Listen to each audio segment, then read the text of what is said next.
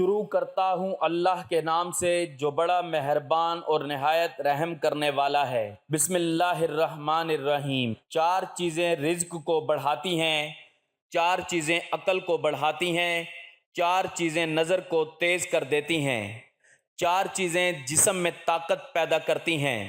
ناظرین، آج کے اس ویڈیو میں ہم آپ کو چار ایسی چیزوں کے بارے میں بتانے والے ہیں جو آپ کے لیے بہت ہی زیادہ فائدہ مند ثابت ہوگی۔ چار ایسی چیزیں ہیں جو رزق کو بڑھا دیتی ہیں، چار ایسی چیزیں ہیں جو عقل کو بڑھا دیتی ہیں، چار ایسی چیزیں ہیں جو نظر کو تیز کر دیتی ہیں، اور چار ایسی چیزیں ہیں جو جسم میں طاقت پیدا کرتی ہیں۔ ان چاروں چیزوں کے بارے میں ایک ایک کر کے ہم تفصیل کے ساتھ جائیں گے انشاءاللہ۔ ناظرین، وہ چار چیزیں کون سی ہیں جو رزق کو بڑھا دیتی ہیں؟ تو سب سے پہلے ہم رزق کے حوالے سے بات کر لیتے ہیں کہ تہجد کی نماز ادا کرنے سے رزق میں اضافہ ہوتا ہے، کثرت سے استغفار کرتے رہنے سے رزق میں اضافہ ہوتا ہے، کیونکہ جیسے جیسے آپ استغفار کرتے رہیں گے آپ کے گناہ مٹتے رہیں گے اور رزق میں اضافہ ہوتا رہے گا۔ استغفار ایک ایسا عمل ہے جس پر وعدہ خداوندی ہے کہ امت عذاب سے محفوظ رہے گی۔ آج ہم جو طرح طرح کے عذابات کا شکار ہیں، اس کی وجہ یہ ہے کہ ہم اللہ تعالیٰ سے سچے دل سے معافی اور استغفار نہیں کرتے، کیونکہ اگر ہم گناہوں کے بعد سچے دل سے استغفار کرتے رہتے تو ہم اس طرح کے پریشان کن حالات سے ہرگز دوچار نہ ہوتے، کیونکہ قرآن پاک میں ارشاد خداوندی ہے، ترجمہ، اور اللہ تعالیٰ ہرگز عذاب نہ کرتا ان پر جب تک تو رہتا ان میں، اور اللہ ہرگز عذاب نہ کرے گا ان پر جب تک وہ معافی مانگتے رہیں گے۔ حضرت علی رضی اللہ تعالیٰ عنہ کا ارشاد ہے کہ عرض کائنات میں دو امان دیے گئے، زمین کے دو امان میں سے ایک تو اٹھا لیا گیا اور وہ رسول اللہ صلی اللہ علیہ وآلہ وسلم کی ذات گرامی ہے، اور دوسرا باقی رہ گیا اور وہ استغفار ہے، اس کو مضبوط پکڑ لو۔ معلوم ہوا کہ امت جب تک استغفار کرتی رہے گی اللہ تعالیٰ کے عذاب سے محفوظ رہے گی۔ اس کی مزید تائید اس حدیث شریف سے ہوتی ہے۔ مسند احمد میں حضرت فضالہ بن عبید رضی اللہ تعالیٰ عنہ حضور اقدس صلی اللہ علیہ وآلہ وسلم کا ارشاد نقل کرتے ہیں، ترجمہ، بندہ عذاب خداوندی سے امن میں ہے جب تک کہ وہ استغفار کرتا ہے۔ معلوم ہوا کہ ہمیں ہر وقت استغفار یعنی گناہوں سے معافی مانگتے رہنا چاہیے۔ استغفار کا معنی ہے مغفرت طلب کرنا، یعنی جب انسان سے اللہ تعالیٰ کی نافرمانی ہو جائے اور انسان اس پر نادم ہو گیا کہ میں نے اپنے خالق و مالک کی نافرمانی کی ہے، اور پھر اللہ تعالیٰ سے اپنے گناہوں کی معافی مانگنے لگا، تو شرع میں اس کو استغفار کہتے ہیں۔ لیکن استغفار میں اپنے گناہوں پر سچے دل سے ندامت ہو کہ میں نے ایسا کیوں کیا۔ حضرت رابعہ بصری کا ارشاد ہے کہ ہمارا استغفار ایک اور استغفار کا محتاج ہے، یعنی گناہوں سے سچے دل سے استغفار نہیں کرتے۔ امام غزالی رحمۃ اللہ علیہ کا ارشاد ہے کہ استغفار سے قبل ندامت ضروری ہے، ورنہ یہ استغفار جو ندامت کے بغیر ہو وہ اللہ تعالیٰ کے ساتھ استہزاء کے مترادف ہے۔ اللہ کی رحمت وسیع ہے۔ حضرت عبداللہ بن بصر رضی اللہ تعالیٰ عنہ سے روایت ہے کہ رسول اللہ صلی اللہ علیہ وآلہ وسلم نے ارشاد فرمایا، بہت عمدہ حالت ہے اس شخص کے لیے جو قیامت کے دن اپنے اعمال نامے میں کثیر استغفار پائے۔ دوسری روایت میں آتا ہے کہ جو شخص چاہے کہ قیامت کے دن اس کا اعمال نامہ اس کو خوش کر دے تو اس کو کثرت سے توبہ و استغفار کرتے رہنا چاہیے۔ کثرت سے صدقہ دینے سے، خیرات کرنے سے اللہ تعالیٰ رزق میں اضافہ فرما دیتے ہیں، اور جتنا زیادہ آپ صدقہ خیرات کرتے رہیں گے اللہ پاک آپ کو اتنا ہی زیادہ رزق عطا فرماتے ہیں۔ اللہ عز و جل اور اس کے حبیب صلی اللہ علیہ وآلہ وسلم کی رضا اور اجر و ثواب کے لیے اپنے گھر والوں، رشتہ داروں، شرعی فقیروں، مسکینوں، یتیموں، مسافروں، غریبوں و دیگر مسلمانوں پر اور ہر جائز و نیک کام یا نیک جگہوں میں حلال و جائز مال خرچ کرنا راہ خدا میں خرچ کرنا کہلاتا ہے۔ اللہ عز و جل قرآن مجید میں ارشاد فرماتا ہے، یا ایہا الذین آمنوا انفقوا مما رزقناکم، ترجمہ، اے ایمان والو اللہ کی راہ میں ہمارے دیے میں سے خرچ کرو۔ راہ خدا میں مسلمانوں پر اپنے پاکیزہ مال سے صدقہ و خیرات کر کے خرچ کرنے والوں کے لیے اعلیٰ حضرت امام اہل سنت مولانا شاہ امام احمد رضا خان علیہ رحمت نے احادیث مبارکہ سے تقریباً 25 فوائد ذکر فرمائے ہیں۔ نمبر 1، اللہ عز و جل کے حکم سے بری موت سے بچیں گے، 70 دروازے بری موت کے بند ہوں گے۔ نمبر 2، عمریں زیادہ ہوں گی۔ نمبر 3، ان کی گنتی تعداد بڑھے گی۔ نمبر 4، رزق میں وسعت، مال کی کثرت ہوگی، اس کی عادت سے کبھی محتاج نہ ہوں گے۔ نمبر 5، خیر و برکت پائیں گے۔ نمبر 6، آفتیں بلائیں دور ہوں گی، بری قضا ٹلے گی، 70 دروازے برائی کے بند ہوں گے، 70 قسم کی بلا دور ہوگی۔ نمبر 7، ان کے شہر آباد ہوں گے۔ نمبر 8، شکستہ حالی دور ہوگی۔ نمبر 9، خوف اندیشہ زائل اور اطمینان خاطر حاصل ہوگا۔ نمبر 10، مدد الہی شامل ہوگی۔ نمبر 11، رحمت الہی ان کے لیے واجب ہوگی۔ نمبر 12، ملائکہ ان پر درود دعائے رحمت بھیجیں گے۔ نمبر 13، رضائے الہی کے کام کریں گے۔ نمبر 14، غضب الہی ان پر سے زائل ہوگا۔ نمبر 15، ان کے گناہ بخش دیے جائیں گے، ان کے گناہ بخشے جائیں گے، مغفرت ان کے لیے واجب ہوگی، ان کے گناہوں کی آگ بجھ جائے گی۔ نمبر 16، خدمت اہل دین میں صدقہ سے بڑھ کر ثواب پائیں گے۔ نمبر 17، غلام آزاد کرنے سے زیادہ اجر لیں گے۔ نمبر 18، ان کے لیے ٹیڑھے کام درست ہوں گے۔ نمبر 19، آپس میں محبتیں بڑھیں گی جو ہر خیر خوبی کی متبع یعنی ان کے پیچھے پیچھے چلنے والی ہیں۔ نمبر 20، تھوڑے خرچ میں بہت کا پیٹ بھرے گا کہ تنہا کھاتے تو ڈبل خرچ آتا۔ نمبر 21، اللہ عز و جل کے حضور درجے بلند ہوں گے۔ نمبر 22، مولا تبارک و تعالی ملائکہ سے ان کے ساتھ مباحات فخر فرمائے گا۔ نمبر 23، روز قیامت دوزخ سے امان میں رہیں گے، آتش دوزخ ان پر حرام ہوگی۔ نمبر 24، آخرت میں احسان الہی سے بہرہ مند ہوں گے کہ نہایت مقاصد و غایت مرادات مقصدوں و مرادوں کی انتہا و انجام ہے۔ نمبر 25، خدا نے چاہا تو اس مبارک گروہ میں شامل ہوں گے جو حضور پرنور سید عالم صلی اللہ تعالی علیہ وآلہ وسلم کی نال اقدس کے تصدق میں سب سے پہلے جنت میں داخل ہوگا، اور اس کے بعد ہے کثرت سے ذکر الہی کرنا۔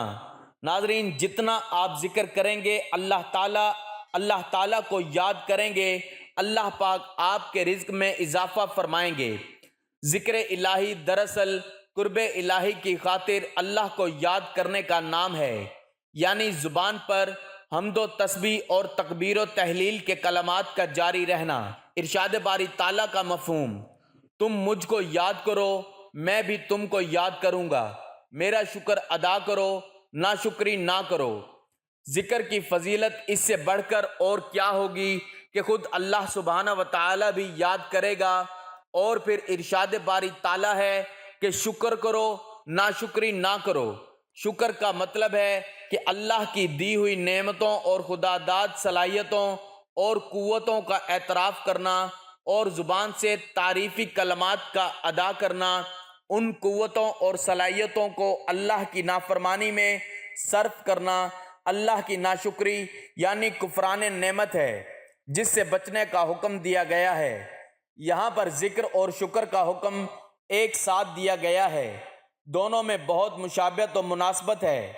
اللہ رب العزت کی حمد و ثنا اور تسبیح و تحلیل میں شکر کے کلمات بھی پنہاں ہیں۔ ذکر الہی دائمی عبادت ہے، جیسا کہ سورہ آل عمران میں ارشاد باری تعالیٰ کا مفہوم ہے۔ ذکر الہی مومن کا وصف امتیازی ہے، ایک اور جگہ فرمان الہی کا مفہوم ہے بکثرت اللہ کا ذکر کرو، بہت ممکن ہے فلاح نصیب ہو جائے۔ حضرت عمر رضی اللہ تعالیٰ عنہ نے رسول کریم صلی اللہ علیہ وآلہ وسلم سے پوچھا، یا رسول اللہ صلی اللہ علیہ وآلہ وسلم، ہم کون سے مال جمع کریں؟ آپ صلی اللہ علیہ وآلہ وسلم نے فرمایا، ذکر کرنے والی زبان اور شکر کرنے والا دل۔ ایک اور موقع پر آپ صلی اللہ علیہ وآلہ وسلم نے ارشاد فرمایا، اللہ کا ذکر دلوں کے لیے شفا ہے، اللہ کا ذکر تمہارے سب اعمال سے افضل ہے۔ اور اس کے بعد ناظرین ہم بات کر لیتے ہیں کہ 4 چیزیں ایسی کون سی ہیں جو عقل کو بڑھا دیتی ہیں۔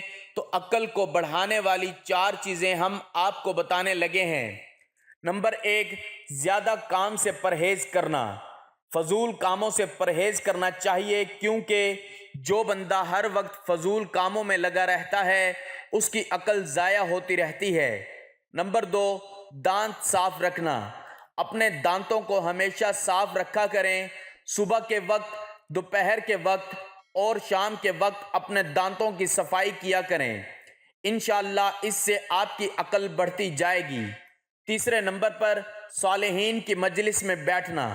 اگر آپ صالحین کی مجلس میں بیٹھا کریں گے تو آپ کی عقل میں اضافہ ہوتا چلا جائے گا، کیونکہ صالحین اور علماء کرام کی صحبت اختیار کرنے سے انسان کی عقل میں بہت زیادہ اضافہ ہوتا ہے۔ چوتھے نمبر پر قرآن پاک کی تلاوت کرنا۔ قرآن پاک کو پڑھنا، سمجھنا اور اس پر عمل کرنے سے انسان کی عقل میں اضافہ ہوتا چلا جاتا ہے۔ قرآن حکیم وہ کتاب ہے جسے اس کائنات کے خالق و مالک نے اشرف الانبیاء حضرت محمد صلی اللہ علیہ وآلہ وسلم پر نازل فرمایا۔ قرآن پاک کی تلاوت کے بے شمار فضائل ہیں۔ قرآن پاک میں ارشاد باری تعالیٰ ہے، ترجمہ، اور ہم قرآن میں اتارتے ہیں وہ چیز جو ایمان والوں کے لیے شفا اور رحمت ہے۔ قرآن کریم میں رب کعبہ نے خود فرمایا کہ قرآن رحمت اور شفا ہے۔ آج ہمارا کیا حال ہے؟ ہم بیماریوں کی دوا کرنے کے لیے طبیبوں، ڈاکٹروں کے پاس تو جاتے ہیں، لیکن قرآن پاک پڑھتے تو کیا کھول کر دیکھتے بھی نہیں ہیں۔ لیکن قرآن پاک پڑھتے تو کیا کھول کر دیکھتے بھی نہیں ہیں۔ ہمیں دوا کے ساتھ ساتھ تلاوت قرآن سے بھی لازمی برکتیں لینی چاہیے۔ ہمیں غور کرنا چاہیے کہ آج ہمارے گھر میں بیماریاں اور پریشانیاں قرآن کی تلاوت نہ کرنے کے سبب تو نہیں۔ ارشاد باری تعالیٰ ہے، شفاء لما فی الصدور، ترجمہ، قرآن دلوں کا سکون ہے، قرآن دلوں کا چین ہے۔ قرآن کی تلاوت کرنے سے بیماریوں سے شفا ملتی ہے۔ نیز احادیث مبارکہ میں بھی قرآن کی تلاوت کے بے شمار فضائل ذکر کیے گئے، جیسا کہ بہقی شریف کی ایک حدیث مبارکہ ہے، نبی کریم صلی اللہ علیہ وآلہ وسلم نے ارشاد فرمایا، قرآن کریم کی تلاوت اور اللہ تعالیٰ کے ذکر کا اہتمام کیا کرو، اس عمل سے آسمانوں میں تمہارا ذکر ہوگا اور یہ عمل زمین میں تمہارے لیے ہدایت کا نور ہوگا۔ اب قرآن پاک کی تلاوت کے فضائل پر فرضی حکایت پیش کی جاتی ہے۔ اب قرآن پاک کی تلاوت کے فضائل پر فرضی حکایت پیش کی جاتی ہے کہ اسد بہت بیمار رہنے لگا تھا، بہت سے ڈاکٹروں سے علاج کروایا مگر افاقہ نہ ہوا۔ شب و روز گزرتے گئے، اس کی بیماری میں اضافہ ہوتا گیا اور اس کی پڑھائی کا بھی کافی نقصان ہو رہا تھا۔ اس کے والدین بہت پریشان رہنے لگے کہ آیا ہم کیا کریں کہ ہمارا بیٹا پھر صحت مند ہو جائے اور پڑھائی کے میدان میں قدم رکھے۔ اسد بھی بہت دعائیں کرتا تھا، آخرکار اس کی دعائیں رنگ لے آئیں۔ ہوا کچھ یوں کہ اسد کا ایک دوست جو کہ اس کا پڑوسی بھی تھا، وہ دعوت اسلامی کے جامعہ میں عالم بن رہا تھا۔ اس نے اسد سے کہا کہ آپ سورۃ الفاتحہ پڑھا کریں، کیونکہ سورۃ الفاتحہ ہر طرح کی جسمانی اور روحانی بیماریوں کی دوا ہے۔ اسد نے بلا ناغہ ہر روز سورۃ الفاتحہ کی تلاوت کو کرنا شروع کر دیا اور اللہ کے فضل و کرم سے وہ دوبارہ سے تندرست ہو گیا۔ بس یہی نہیں، اسد نے اپنا اسکول چھوڑ کر جامعۃ المدینہ میں داخلہ لے لیا اور دین کی تعلیمات حاصل کرنے لگا۔ دیکھا آپ نے اسد کو کس طرح سورۃ الفاتحہ کی تلاوت کی برکت سے شفا ملی۔ ہمیں بھی چاہیے کہ قرآن کی تلاوت کا معمول بنائیں اور ہر پریشانی و مشکلات میں قرآن سے مدد لیں۔ اب قرآن کی تلاوت کے وہ فضائل بیان کیے جاتے ہیں جو احادیث سے ثابت ہیں۔ حدیث شریف میں ہے، جس گھر میں روزانہ سورۃ البقرہ پڑھی جائے وہ گھر شیطان سے محفوظ رہتا ہے۔ سورۃ الواقعہ جو شخص ہر رات پڑھا کرے اللہ کے فضل سے کبھی فاقہ نہ ہوگا۔ ناظرین، اب ہم بات کر لیتے ہیں کہ 4 کون سی ایسی چیزیں ہیں جو نظر کو تیز کر دیتی ہیں۔ آئیے نظر کو تیز کرنے کے حوالے سے آپ کو 4 چیزوں کے بارے میں بتا دوں۔ نمبر 1، خانہ کعبہ کے سامنے بیٹھنا یا خانہ کعبہ کو دیکھتے رہنے سے انسان کی نظر تیز ہو جاتی ہے، انسان کی نظر میں اضافہ ہو جاتا ہے۔ دوسرے نمبر پر سوتے وقت سرما لگا لینا، سونے سے پہلے رات کو سرما لگانے سے انسان کی نظر تیز ہو جاتی ہے۔ تیسرے نمبر پر سبزہ زار چیزوں کو دیکھنا، یعنی کہ جب آپ صبح کے وقت اٹھیں تو باہر واک کے لیے نکل جائیں اور گھاس کو دیکھیں، پودوں کو دیکھیں، ان درختوں کو دیکھیں۔ صبح صبح سبزہ زار چیزوں کو دیکھنے سے انسان کی نظر میں اضافہ ہوتا ہے اور نظر تیز ہو جاتی ہے۔ اور چوتھے نمبر پر صاف جگہ پر بیٹھنا، کبھی بھی گندگی والی جگہ پر مت بیٹھیں، جہاں بھی بیٹھیں ہمیشہ صاف جگہ پر بیٹھیں۔ اگر جگہ گندگی والی ہو تو اسے اچھی طرح سے صاف کر کے وہاں بیٹھ جانا چاہیے۔ ناظرین، اب ہم آخر میں 4 ایسی چیزوں کے بارے میں آپ کو بتانے والے ہیں جس سے بدن میں، جسم میں طاقت پیدا ہوتی ہے، قوت پیدا ہوتی ہے۔ تو وہ 4 چیزیں کون سی ہیں؟ آئیے آپ کو بتاتے ہیں۔ گوشت کھانے سے بدن میں قوت اور طاقت پیدا ہوتی ہے۔ جو لوگ گوشت کا استعمال نہیں کرتے وہ لازمی کھایا کریں اور اس کا قیمہ بنا کر بھی کھا سکتے ہیں۔ اسے اپنی زندگی کا حصہ بنا لیں، آپ کے بدن میں طاقت پیدا ہونا شروع ہو جائے گی۔ اس کے بعد دوسرے نمبر پر خوشبو سونگھنا، خوشبو لگانا، خوشبو سونگھنا بھی بدن کے لیے بہت زیادہ فائدہ مند ثابت ہوتا ہے، جو آپ کے بدن میں قوت پیدا کرتا ہے، آرام اور سکون پیدا کرتا ہے۔ تیسرے نمبر پر کثرت سے غسل کرنا، کثرت سے غسل کرنا، نہانا، ایسے کرنے سے بھی بدن میں قوت اور طاقت پیدا ہوتی ہے۔ اور اس کے علاوہ آخر میں چوتھے نمبر پر سوتی کپڑے کا استعمال کرنا، سوتی کپڑا پہننا بھی بدن میں قوت اور طاقت کو پیدا کرتا ہے۔ ناظرین، یہ 4 ایسی چیزیں تھیں جو بدن میں قوت اور طاقت کو پیدا کرتی ہیں۔ حضرت امام شافعی رحمۃ اللہ علیہ فرماتے ہیں کہ اگر ان 4 چیزوں کو اپنی زندگی کا حصہ بنا لیا جائے تو انسان بہت ہی فائدے میں رہتا ہے۔ دعا ہے کہ اللہ تعالیٰ میرا سنانا اور آپ کا سننا اپنی بارگاہ الہی میں قبول و منظور فرمائے، آمین۔ ناظرین، میں امید کرتا ہوں آپ کو ہماری آج کی ویڈیو پسند آئی ہوگی۔ اگر آپ کو ویڈیو پسند آئی ہو تو ویڈیو کو لائک اور شیئر کر دیں اور اپنا بہت سارا خیال رکھیے گا، اپنی دعاؤں میں یاد رکھیے گا۔ ناظرین، گزارش ہے کہ اللہ تعالیٰ کے 99 ناموں میں سے کوئی ایک نام لکھ کر کمنٹس میں ضرور شیئر کریں۔ اللہ ہم سب کا حامی و ناصر ہو، آمین۔